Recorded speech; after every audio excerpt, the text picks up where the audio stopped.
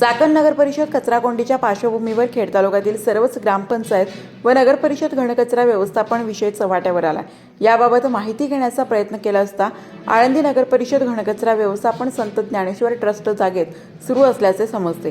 राजगुरुनगर नगर परिषद नेमका घनकचरा विल्हेवाट कुठे लावत आहे हे गुलदस्त्यात आहे। तसेच खेड तालुक्यातील काही ग्रामपंचायतींना घनकचरा व्यवस्थापन जागा देण्यात आली, मात्र तिथे नेमकी काय प्रक्रिया होते असा प्रश्न पडावा अशी स्थिती आहे। तर काही गावांना अजून यासाठी जागाच नाही।